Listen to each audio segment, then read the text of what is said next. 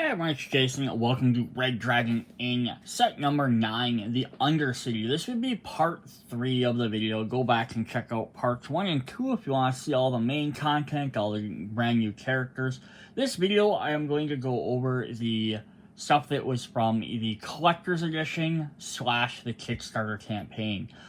Everything all came in one box. I don't know if in future releases they will ever just release a collector's edition by itself, reprinted, or if it's always going to include the Kickstarter stuff as just part of that content from now on. The back of the box is lists everything, including the regular game by itself. So I can't say for sure. So we're going to go through all that, as well as I have an actual surprise at the end. Then we're going to go over some other different cards from this game. But we'll do that. We'll get to there.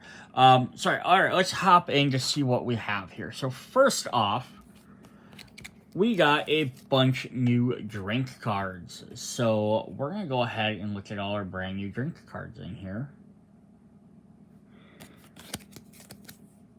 So on the bottom, they do have a K, which usually stands for Kickstarter, or it could be Mortal Kombat Collector's Edition, I guess. So yeah, that's just to show that it's a promo card. So we have the Elixir of Alertness. Now, what is neat about some of these cards is they have been, they're not brand new. They've been printed somewhere else. Either as a promo somewhere else, or they're a reprint sometimes. So it's just a nice way to be able to get them as well. So it says, put this card in front of you. On your next turn, you get an extra discard in draw phase, then discard this card. Interesting. I guess it's so if you want to like reshuffle you don't like what you have. We have the Infernagroni.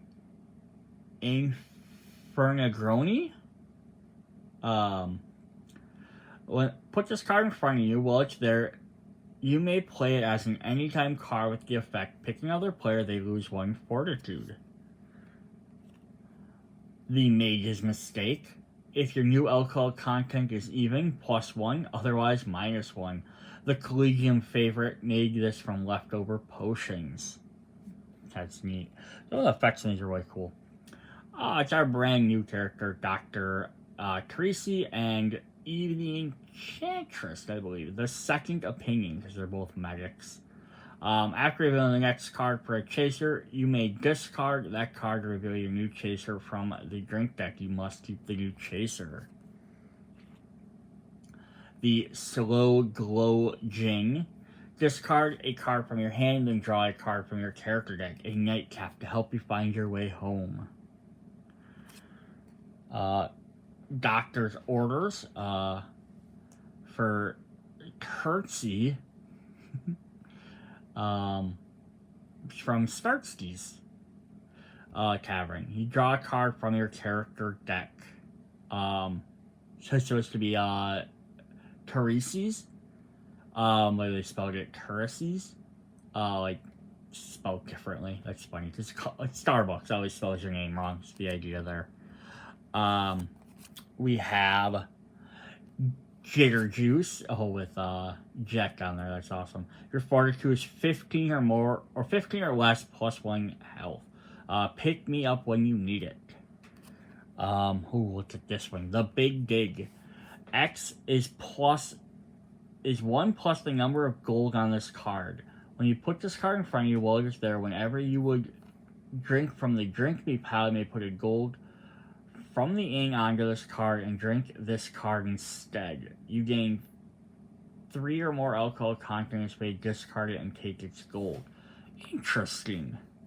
And then we do have a new drink event, the Drunker Spelunker. Reveal 2 drinks with possible chases from the drink deck. If you reveal a drink event, discard and draw again. Choose 1 drink and drink it. Each other player drinks a copy of the other drink. Interesting. So you get to pick 2, you get to choose 1 that you have to drink, and then everyone else has to drink the other one. That's neat. Alright, so another exclusive that we're going to get is this fun little card here. This is the prize bin. So this is kind of neat. So you can place this on the table and you can be like, for all your prize variant cards, you can put like, hey, here's the ones that are in the ing, here's the ones used up at the prize bin. It just gives you a little like on the table representation of where stuff are supposed to go. So maybe someone's running wire cards laying there. There you go. You can place these guys face down over here on the ing, and then once you played them, you play them face up on the prize bin. Again, is this a necessity? Absolutely not. But it is a fun little addition. Now let's check out our new prizes. We have Arvelos Spyglass. When you win this prize, add it to the prize bin. Then look at any player's drink me pile and put it back in any order. The Ranger's Badge. Well, this prize is in the pot. Whenever a player plays a cheating card, they must ante 1 additional gold if they have any. When you win this prize, add it to the prize bin. So I really like about lots of these cards is the prizes is they're kind of based off the character. So the Ranger's Badge is Yelgras, the Beast Sergeants. Alvalos is, I believe, he's the barkeep of the Star Mulling Tavern. We have Medical Ethanol, which would be Creases. When you win this prize, put it on another player's drink me pile, whether it counts as 2 alcohol content drink. When it would be discarded, add it to the prize bin. And then we have the Thieves Guild Insignia. This should be Petra's. And then, yeah, in the base game, we got a clock for Jet, and we got a mushroom for Dale. So we ended up getting, you know, a prize card for it represents each character, which is kind of cool. So when this prize is friendly, your gambling cards count as cheating cards. The next time you win a pot this round, add this prize to the bin. That's crazy. That could really change just how that actually works. Alright, so what we have up next is a little bit different, and I'm a little bit divided on these. So we got metal coins here. I'm going to pause and see if I can get this to line up better. Alright, so these are collector coins that are used to replace the tokens, which, so like these are for Dr. Creases. There's his splint, his medical jar, and his bandages. And although, they're neat, they're kind of double-sided. Like one side's, like sort of raised, and the other side's sort of flat. Just kind of interesting. So you got like more of a flat side and like a raised side with a little bit more detail, versus kind of like the 2D image. Which is, they're neat. I definitely don't have an issue with the quality. The quality is very awesome. They definitely look cool. Like they're, again, kind of like a flat 2D image versus a 3D raised image of Jet's hat. It's 1 token for each one. So here's Dale's forks. So again, you're going to get kind of like that flat image versus the raised ones here. I like tokens, like 3D tokens, I guess. A little bit better than the cardboard. They're gonna last longer. They're more durable. The only thing I have to say about these and why I'm hesitant on them is, I guess, 2 reasons. One, they could have just as easily done plastic tokens. Maybe this company just has better access because they make metal coins and stuff too, so maybe they have a good deal with the person that makes their metal coins and stuff, because I don't own them, but I do like the fact they do have metal coins you can replace your currency. So maybe that's just the idea of it, being that like they have maybe a good deal with them versus trying to find someone that now makes plastic tokens, which they don't do in anything else. So maybe that's it. But like, plastic tokens would have been just fine with me. I'd have to generally imagine they're cheaper to make, except maybe because they also color them usually, that maybe costs a little bit more. I don't know all that. So there's kind of a thing, though. I could have just been fine with plastic tokens. My other issue with this is because now that I own these, and I only got these because they were part of the full Kickstarter collector set. To get all this special collector cards, there was a couple of them. You had to get the collector set, which had these. If these were just separate add-ons, I probably would have skipped them. And the only reason I would have skipped them, and my whole big thing, my big issue with this, is because now I have 4 characters that have, or I got 3 characters here because Beastmaster Yelger doesn't have any tokens. But we do have 1 for Petra as well. So I have 5 characters now that have Megal tokens to be used. But no other character in the game. Out of the other, like 30, 40 different characters, none of them have Megal tokens to represent them. And some of them, I think, colored pictures would have been a little bit nicer anyhow. Like the forks and stuff, I like the image is nice on some of these, but it's like having even the pictures that match would have been kind of nice. These are a little bit, some of these are a little bit bigger. The tokens are a little bit bigger. But yeah, again, colored plastic tokens, such as you see in games like Zombicide or Marvel United, things like that, would have been, I think, better. Plus, I think or either way, if they would release the other characters, if they weren't just stuck in these collector's edition, because I didn't buy the collector's edition, so there's no easy way for me to get old tokens for other characters. So either I play like these 4 characters having their special tokens, and then they look a little cool. Everyone else is kind of like, oh, I got just cardboard, and you got these cool Megal tokens. You know, or I don't use them, or I have to try and spend a ton of money buying them somewhere else. So that's kind of my downside to why I don't like these Megal tokens. Here's a minor other annoyance on this one. So here's Petra's token. So this is a Metal Fire token. This looks really, I mean, again, they all look fantastic. I don't have any problem with the looks of them. This is a shiny one, but they colored it. If they would have done this for all of these and had them colored like that, I would have loved them 10 times as much. I get the money tokens kind of looking like these. Like they make the money ones, they just look kind of like gold, bronze, or silver coins. That makes sense. They're currency. I don't expect my coin currency to have a lot of things.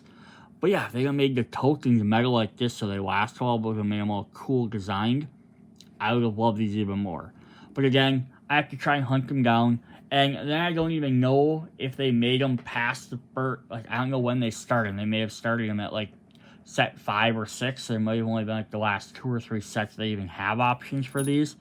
So, if anyone from Slugfest is watching these videos, by chance, and you watch this far, make these available for everyone to rebuy from your website. I understand they're expensive and you have to reprint them. You probably have to make X number to do it.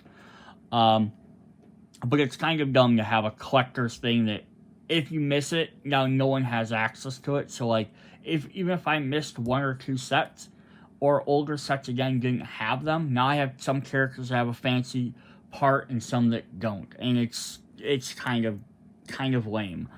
Alright. Speaking of that, alright, so that's all we have. That's the stuff that came in the Kickstarter collector stuff. I'm going to reset my camera, and we're going to look at some more fun stuff.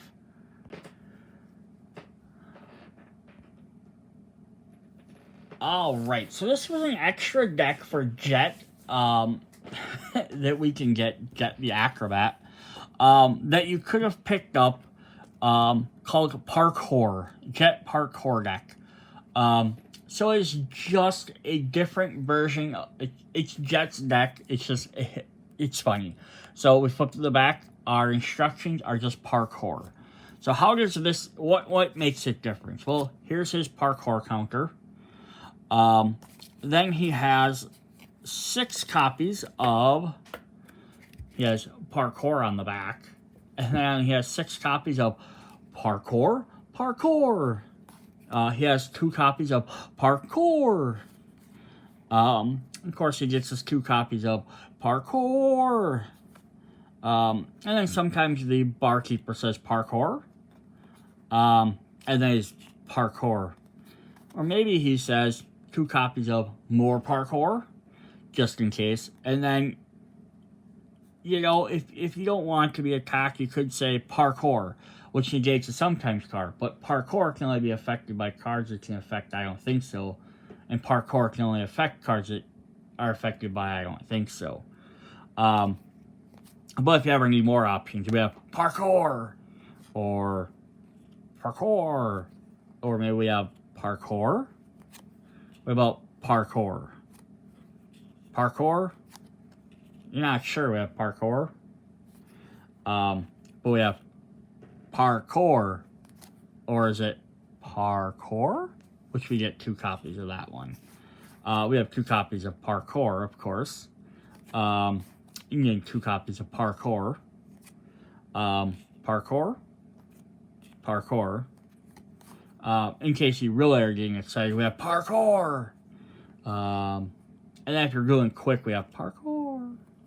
And then we have parkour. Or you're leaving the room, we have parkour. Sometimes you're worried, you have parkour. Or if you bump into somebody, parkour. And we have 2 copies of that one. And then finally we have parkour. So this is Jet's parkour deck. Yes, this is ridiculous. It is a goofy concept. It's about $5 to buy. It plays 100% like his regular deck. Just every card's named parkour. Is it, again, something you need? Nope. Is it a fun little extra thing to get? Absolutely. Am I ever going to play with this? Probably not. I mean, if I got enough playing this game enough times with enough people over and over and over, and like have the same gaming group, and we're like the 50th time we played Red Dragon Inn. Yeah, you might throw it in as just a joke thing for one set, but I wouldn't necessarily break it out. I wouldn't buy this if I saw it sitting. I mean, I guess if you saw it in the store and you were ordering stuff anyhow, you could pick it up if you want one extra character and you didn't buy a bunch of other stuff. Because again, it works the same way. Just someone might slap you if you spend an hour playing a game and you say nothing but parkour.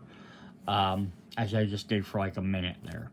Alright, so then the last thing I have is they have the organized play kit, which was available to purchase online. But basically that was stuff that went to retailers, board game, brick and mortar stores for them to, I just dropped my entire deck, for them to hand out at tournaments. So you could buy this pack they had available. It was only available for a limited time online, so I don't even know if it's still available. I think last time I checked, I couldn't find it. But basically it's a bunch of extra promo cards.